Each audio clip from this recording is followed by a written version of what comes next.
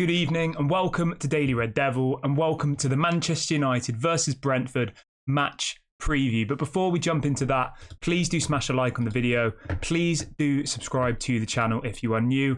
And also, before we get started on the show, I want to send all of our heartfelt condolences to Sir Alex Ferguson and his family after the passing of his wife, Kathy. Really sad.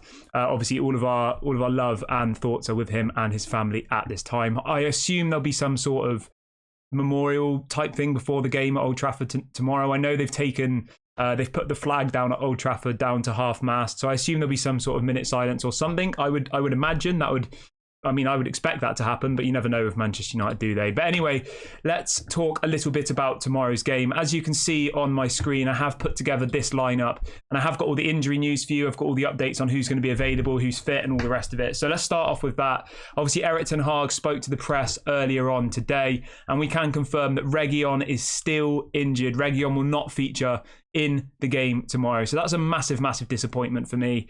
He's missed 3 games now. Like, that's ridiculous, isn't it? We spoke about this on one of our shows the other day, and I looked into a couple of stats about Reguilón's season last year. He was on loan at Atletico Madrid last year, right?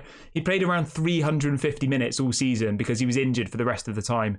He played the equivalent of 4 whole matches across a 60-game season. It's an absolute joke, and I don't know why Manchester United keep signing these players who are simply just not... they just get injured all the time. It's ridiculous. So it says Serge Reguilón is not fit enough to return for Manchester United against Brentford at Old Trafford.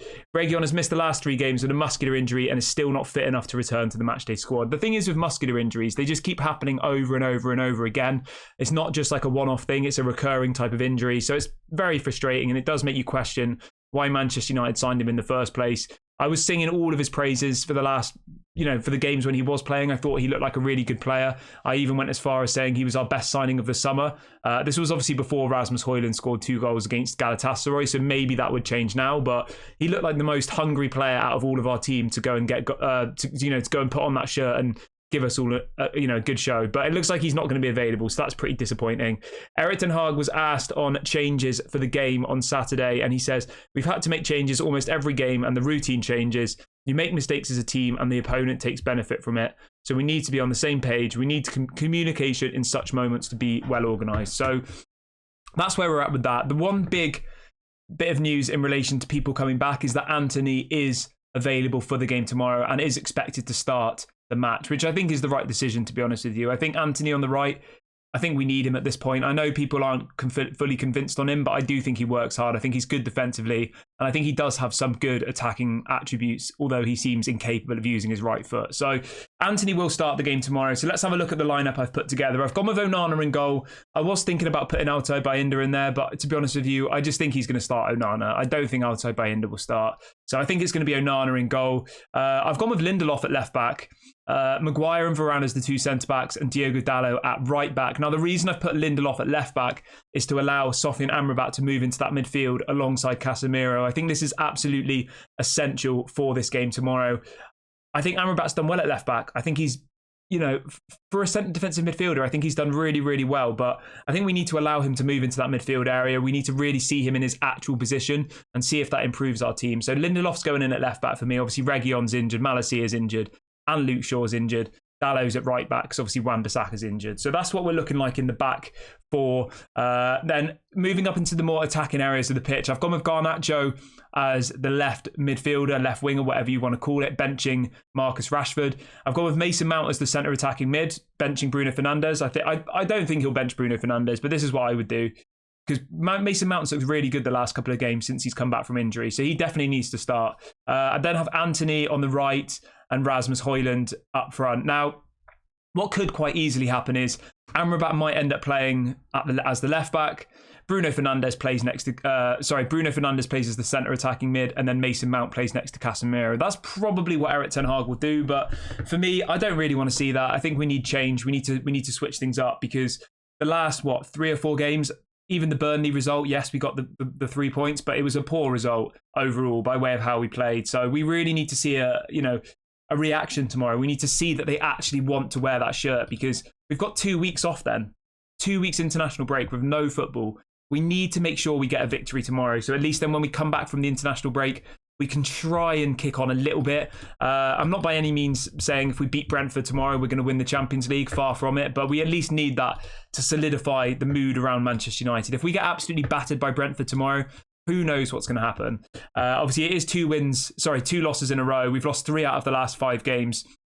We have to win this game tomorrow. Let's move over to Brentford quickly. Now, Brentford are in a really, really poor run of form. In their last 5 games, they've only got 2 points. They drew with Nottingham Forest last time out. They lost to Arsenal in the League Cup. They lost to Everton, Everton are pretty rubbish. They lost to Newcastle and they drew with Bournemouth. They're sitting in 14th place. So they're about 2 or 3 places below us. They've got 7 points so far this season. Now, let's have a quick look at their availability. Obviously, we all know that Ivan Toney's not going to be available because he's banned. People like Neil Mopay, people like Damsgaard, they still have some really, really good players. So we'll have to wait and see how they turn out tomorrow.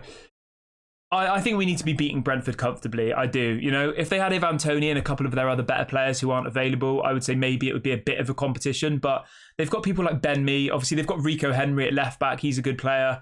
But if you actually look through the spine of their team, they've got Mbembo. I can never say that guy's name.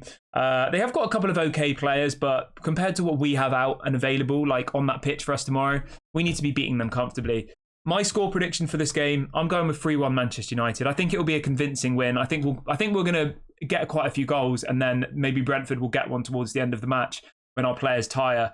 And I think what's essential to this is that we do have Lindelof at left back, Maguire in the centre back position, and Rafael Varane as well, because I think Dalot, that goal against Galatasaray, it just shows how weak some of our players are, both mentally and physically. And I think even though Harry Maguire is not very good footballing ability, he has got that physical presence, and I think that maybe we need that for this game. So yeah, I think Amrabat, Casemiro in the midfield, Maguire and Varane as the centre backs with Lindelof at left back. I think that's pretty much all we can really do at this point, and I think that's what we have to try and do, because our midfield keeps getting sliced through like butter. And I think by adding Amrabat into that midfield, it should solidify us a little bit. So that's what I'm going with. Do let me know what your score predictions are for this game in the comment section below. Let me know if you're nervous about it. We will, of course, be doing a watch along for this game. So if you are around tomorrow afternoon, do make sure to come and join us for that. We'll be live from about 2:30 p.m. UK time. Please do make sure to smash a like on the video on your way out, and please do subscribe to the channel. This has been Daily Red Devil, and I'll catch you all later.